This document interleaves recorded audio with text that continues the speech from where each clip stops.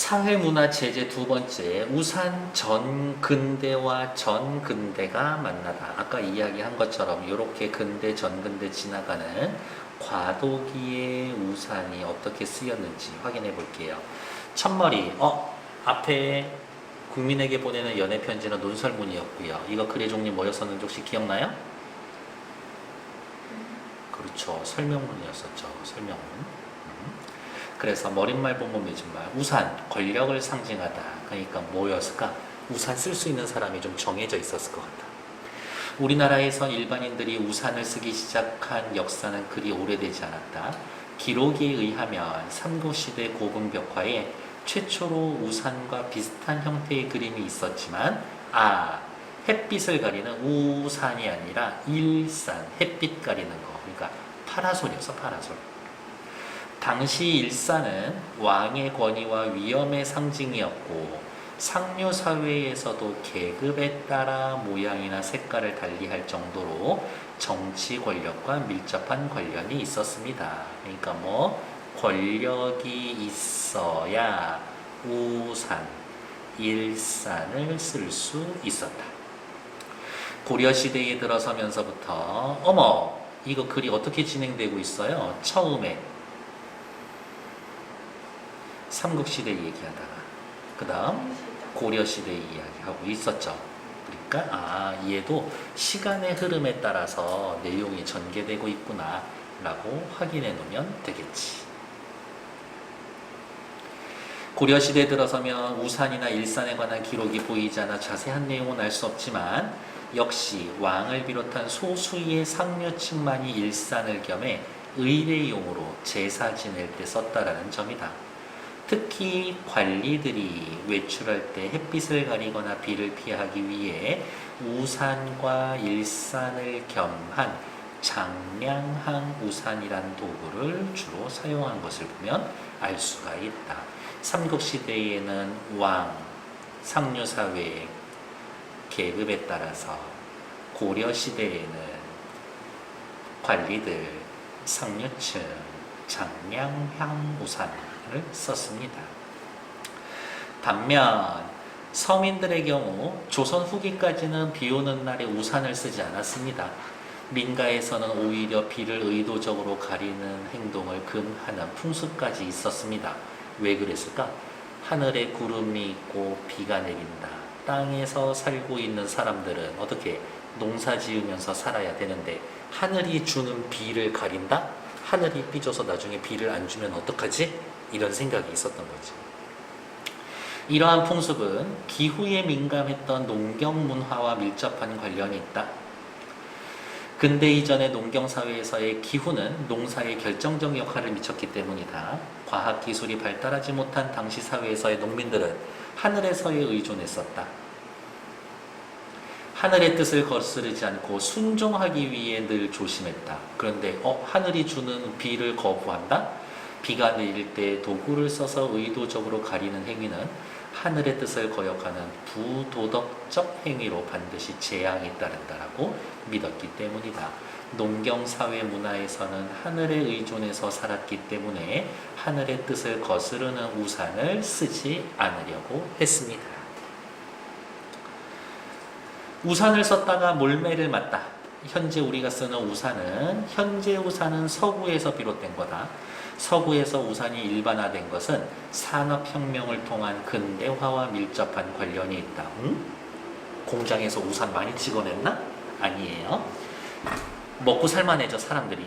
경제적으로 일정한 수입이 생기고 근로시간과 휴일이 제도적으로 정착이 되면서 여행이나 운동 경기를 관람한 야외 활동을 즐기는 인구가 늘어났고 비를 대비해 우산이 필요했기 때문이다. 괜찮나요? 농사만 지으면 1년 내내 추수할 때까지 그 마을에서 벗어날 수가 없잖아. 이러한 서양식 우산이 우리나라에 들어온 건 18세기 중반 선교사를 통해서 들어왔었다. 당시 우산은 박쥐 모양이었대요. 비닐이나 기름종이 등 방수 처리한 헝겊을 나무나 쇠로 만든 우산살에 덮어 씌워서 만들어졌습니다. 여전히 우산이 도입된 이후에도 민가에서는 비를 가리는 행위를 금지했습니다. 왜? 아까 농경사회. 하늘을 숭배했습니다. 하늘을 거역하지 않으려고 했습니다. 그래서 우산 쓰지 않았다. 그래서 일반인들이 비를 가리는 용도로 우산을 사용하기까지는 적지 않은 우여곡절을 겪어야 했다. 기록에 따르면 우산이 도입된 초기 우리나라 사람은 물론 우리나라 외국인들도 지네 나라에서 원래 우산 썼는데 우리나라에서는 안 쓰려고 그랬었대. 왜? 독립신문에 의하면 오랜 가뭄 끝에 비가 내렸을 때 외국인이 우산 쓰고 거리를 나갔다가 몰매 맞은 일이 있었어. 저런 양놈의 자식, 하늘을 거부해서 너 때문에 우리 마을에 재앙이 내리면 어떡하려 그러냐 이 나쁜 놈아, 이거죠. 그래서 엄청 심하게 맞았나 봐. 외국인 선교사도 선교 활동에 지장을 받을까 봐 우산 쓰고 다니는 것을 자제했다라고 하니 우산에 대한 사회적 거부 반응이 어느 정도였는지 짐작할 수가 있다. 괜찮나요? 네. 우리나라 사람들 엄청 착한데, 야, 내 진짜 우리나라 사람들 얼마나 착하냐라고 느끼는 게, 인사동 가면 저기 본래 입구 있고 뒤쪽에 또 하나 입구 있거든요. 여기 입구에 가면 일본 애가 일본어로 막 글을 써놔가지고 뭐 일제강점기 그 시대에는 뭐 정당했다, 독도는 지네 땅이다라고 해놓고 그러고 앉아있어. 근데 어느 누구도 걔를 괴롭히거나 때리거나 돌 던지거나 이런 사람들이 없어. 세상에 이런 착한 나라가 어딨어. 그랬는데 저 시절에 우산 썼다고 맞았다? 어마어마하게 싫어했던 거지, 사람들이. 우리나라의 우산의 역사는 삼국시대에 거쳐서 삼국 이해에 고려 이후에 18세기 중반 시간의 흐름에 따라서 내용이 전개되고 있습니다. 추보식 구성입니다. 시간의 흐름에 따라서 통시적 관점에서 내용이 전개되고 있다. 계층에 따른 우산 여부, 왕과 상류 사회에선 썼지만 서민들은 쓰지 않았어요. 얘네들은 쓰고 쟤네들은 쓰지 않았다. 대조. 서구에서 우산 사용이 일반화된 이유로는 산업혁명을 통해 근대화가 되었고 그것 때문에 이렇게 되고 그래서 이렇게 되었습니다 하고 내용 전개 방식을 따지면 얘네들은 인과라고 보셔도 될 것 같아요. 원인과 결과. 18세기 서양식 우산이 도입되었으나 박쥐 모양 닮은 거 잘 기억해. 박쥐 배트맨. 비를 가리지 않는 민가의 풍습 때문에 비를 가리는 용도로 널리 사용될 때까지는 오랜 시간이 걸렸습니다.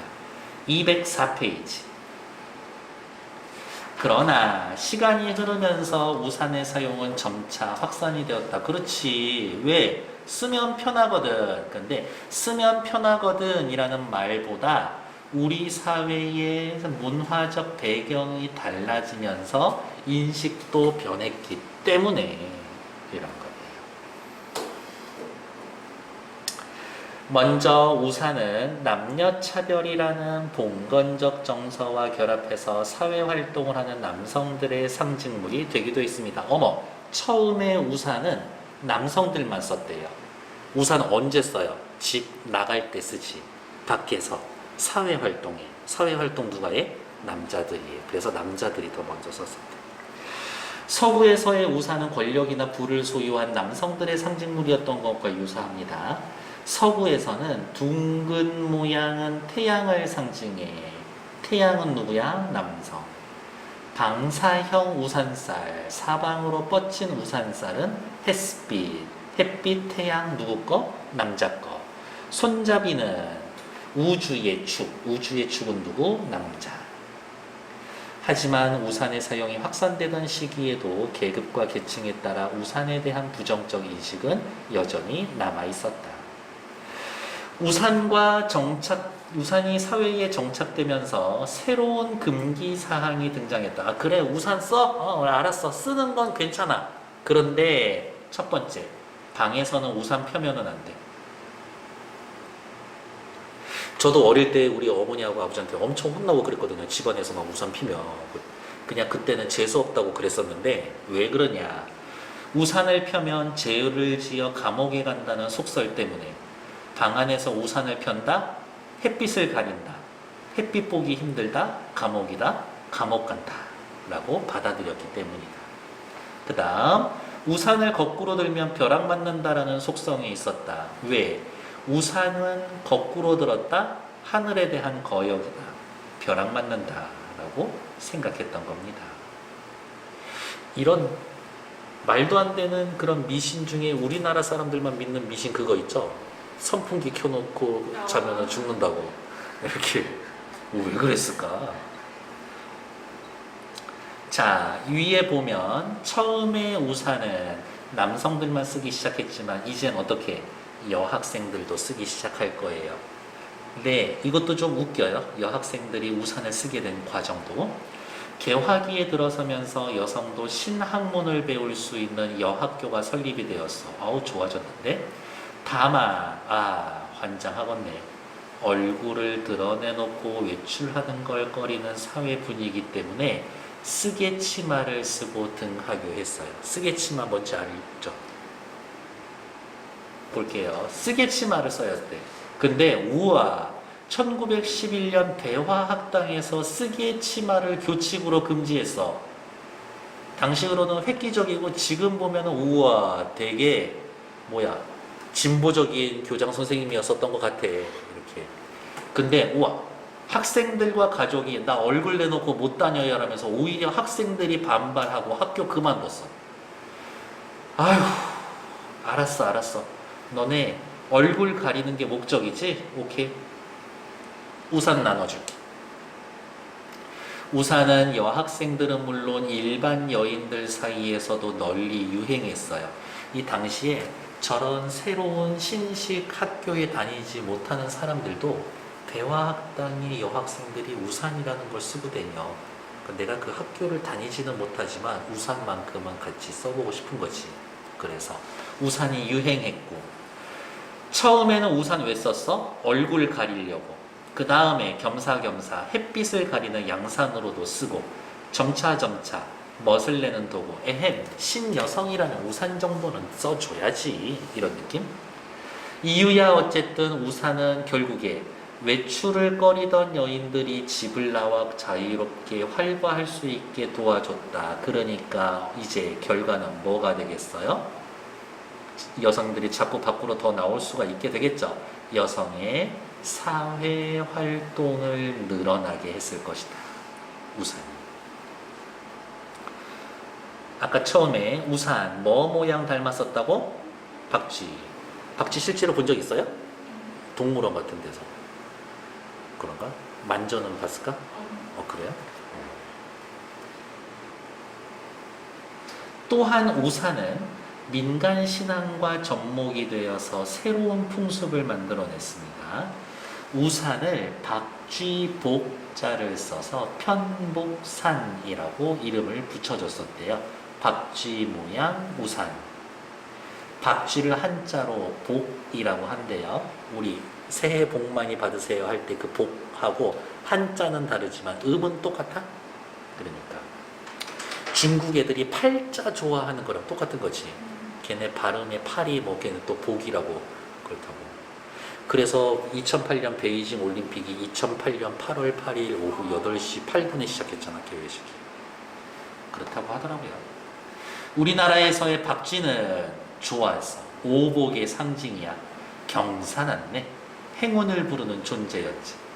이와 같은 긍정적 이미지를 지니게 된 이유는 박쥐의 한자음, 박쥐의 이 복이 행운의 복하고 발음이 같았기 때문이다. 박쥐는 덕을 많이 쌓은 사람의 행복을 방해하는 귀신을 쫓아주고, 좋은데? 산의 형상이 박쥐 모양인 곳에 뇌자리를 쓰면 후손들이 벼슬길에 오르고 부귀영화를 누린다라고 했다. 좋은데? 박쥐 지형은 명당자리다. 박쥐 좋은데? 박쥐 복자와 박쥐 문양은 일상에서 쓰는 공예품, 가구장식, 회화에서도 자주 사용되었다. 자개장이나 경대에 새겨놓는 문양, 손잡이에 날개를 펼친 박쥐가 맞는 것도 그런 이유다. 왜요? 박쥐 복이니까 우리에게도 복을 가져다 주세요. 이거지. 근데 우산이 박쥐처럼 생겼어? 어느 순간 사람들이 우산 쓰면 복이 들어와. 이렇게 생각했을 수도 있지. 맺은 말. 이와 같이 우리 사회에서 우산은 단순히 비를 막아주는 본래의 용도를 찾기까지 사회적 논란을 일으키면서 다양한 일화를 만들어냈다. 우산은 근대 서구에서 들어왔지만 이 말이 중요해요. 그것을 수용하는 과정에서 전근대적인 우리 풍습과 민간신앙이 접목되었다. 외국 애들이 와서 얘가 비 올 때 쓰는 거예요 라고 이야기해서 그냥 그대로 받아들인 게 아니라 서양에서 들어온 우산이 우리 사회에 정착되는 과정은 고유의 풍속과 서양 문물이 혼합되고 대중문화로 자리 잡는 과정을 잘 보여준 겁니다. 우리나라 사람들 그냥 함부로 남의 거 막 받아들이지 않아 이야기를 하고 싶었던 것 같아요. 우산의 민간신앙과 접목했습니다. 뭐 박쥐하고 똑같았어요 이야기인 거고, 요거 중요하네요. 별표. 서양 문물인 우산이 고유의 풍속과 혼합되어 자리 잡는 사례를 차근차근 순서에 관련돼서 이랬기 때문에 우산이 대중문화로 자리 잡을 수 있었어요 이라고 이야기를 해주고, 우산에 대한 속설은 그냥 재미로 읽어보시면 되고, 개화기 여성의 우산, 처음엔 얼굴을 가리교, 그러다 보니 외출이 자유로워졌고 사회적 활동이 확대되었다. 햇빛을 가리려고 썼는데 나중에는 멋쟁이의 필수품 정도가 되었다. 다음 페이지 내용 정리하러 갈게요. 근대 이전에는 위에 분들만 우산을 썼습니다. 위엄, 권위, 정치의 상징이었죠. 서민들은 우산을 쓰지 않았어요. 왜? 하늘의 뜻을 거스르는 부도덕한 행위라고 생각했기 때문에. 외국인들이 우산 사용을 꺼린 이유는 쉽게 이야기하면 맞기 싫어서지 뭐 이런 거겠죠. 몰매를 맞은 일이 있었다. 우산이 도입된 초기 사회문화적 현상과 관련이 있었고요. 우산을 쓴다라는 건 하늘의 뜻을 거역하는 행위로 하늘의 재앙이 따른다라고 생각했기 때문에. 근데 두들겨 맞아서요는 농담이고 그런 거겠지. 목적은 선교를 하러 왔는데 그 사람들 마음에 안 드는 행동을 하면서 우리의 신 예수님 하나님을 믿어주세요라고 하면은 너나 우산 쓰지 마 이런 얘기 나왔을 거니까. 우산이 도입될 때 우산이 사회활동을 하는 남성의 상징물, 일단 밖에서 쓰는 거니까 밖에서 쓰니까 남성들이 사용하기에 적절했겠지. 생긴 것도 그렇게 생겼고, 방 안에서의 우산을 펴는 행위를 금지했어요. 감옥 간다고. 우산 거꾸로 쓰는 거를 꺼려 했어요. 벼락 맞는다고. 밑에 나와 있는 얘기니까 바로 가볍게 읽어주시면 될 것 같고. 207페이지. 이게 207인가? 순서가 바뀌었네요. 개화기에 우산을 사용했습니다. 여자들 사이에서의 우산이 유행하게 된 이유 뭐예요? 배와 학당에서 머리 쓰지 못하게 하고, 그래서 애들이 학교를 그만두니까 우산 나눠줬고, 우산 나눠주면서 유행하게 되었습니다. 얼굴도 가리고 햇빛도 가리고 멋도 내고 이런 거였겠죠. 우산이 유행하면서 나타난 긍정적인 사회현상 뭐예요? 너무 편하겠지. 쓰기보단 편할걸? 자유롭게 외출할 수 있었다. 사회생활을 적극적으로 할 수 있었을 것이다. 이 단락에서의 제일 중요한 건 3번이에요. 거짓말이에요. 제일 중요하지는 않아. 중국어로 우산은 위산인데 산은 이별하다, 흩어지다의 산과 독음 발음이 유사하다. 그래서 우산을 선물하는 건 이별을 뜻하는 거라 금기시되고 있다. 우리도 그런 거 있잖아. 애인 사이에 서로 선물하면 안 되는 거. 신발 있고 손수건도 있어요. 헤어질 때 눈물을 흘리고 눈물떡 난다고 손수건 안 주고. 그렇다고 합디다. 어차피 헤어질 놈들은 다 헤어져. 백 사주고 차 사줘도 헤어질 놈들은 다 헤어져. 서양에서는 박쥐가 악마나 마녀를 의미하며 대개 죽음, 공포, 불운 등 부정적 의미의 대명사다. 그래서 걔네 배트맨이 히어로인 게 어떻게 보면 되게 의외야. 그래서 서양에서는 일상생활에 박쥐 모양의 공예품이나 장식품을 사용하는 걸 보기 어렵다. 하지만 일상생활에서의 박쥐 모양이나 공예품, 장식품 사용하는 애들 있죠? 드라큘라나 이런 애들. 또 누구 있지? 드라큘라. 흡혈귀들, 걔네들 쓰죠? 이렇게. 우산을 편복산이라고 부르며 긍정적으로 바라본 현상을 중국과 서양에서 어떻게 바라볼까? 오! 조선 사람 너무 이상해. 박쥐 너무 좋아해. 난 너무 무서운데. 이렇게 이야기를 하겠죠? 어떻게 바라볼 것인가? 중국과 서양에서는 우리나라가 우산을 편복산이라며 긍정적으로 바라보거나 선물 주는 것을 이해하지 못할 수도 있다. 이런 것들. 나는 잘 알지 못하지만 중국 애들 찬물 안 마시는 건 잘 이해하지 못하겠던데. 이렇게 걔네 지금 미지근한 거 마시면서 그 옛날에 이연복이 그 푸드트럭 하면서 중국 가서 막 짜장면 팔고 그랬었거든. 그때 막 중국 사람들 이야기하는데 한국 애들은 찬물을 마셔 하면서 되게 이상하게 생각하더라고. 한여름에. 맛을 몰라서. 어떤 태도로 타문화를 바라봐야 합니까? 받아들여야지. 내 자신의 관점에서 판단할 게 아니라 그들의 관점에서 이해하려고 노력해야 합니다. 라고요. 다음 페이지. 이때도 심각한 문제가 있었지. 가채 알아요? 가채?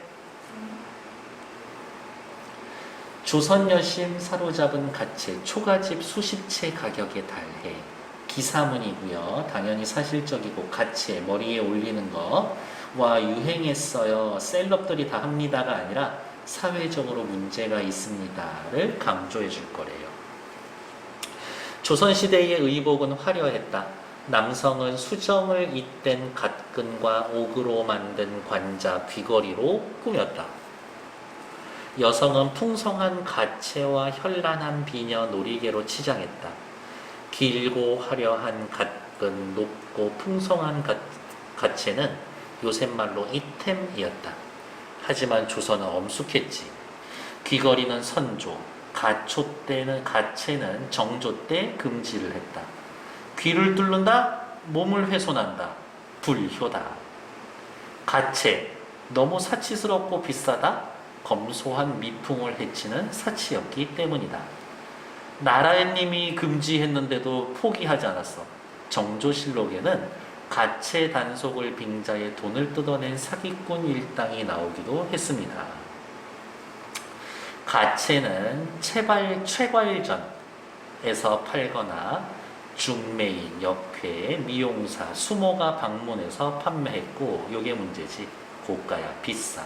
비싼 이유는 재료가 비싸고 만들기도 힘들어. 여기에 경쟁까지 덧붙여진 거지. 어머, 옆집에 저기 김대감 때 부인은 가채를 새로 했다라는데 3,000냥 주고 했대.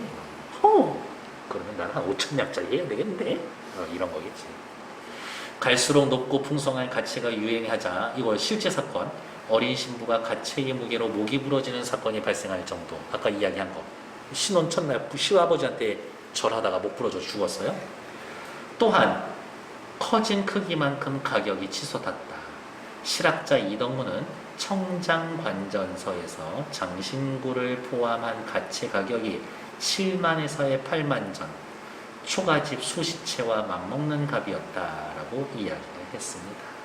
1번, 조선에서는 가채가 문제가 되었습니다. 왜?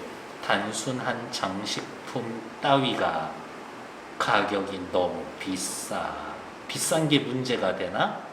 검소한 미풍양속을 해치는 결과를 초래하니까. 요즘에도 뭐 이런 거 있을까?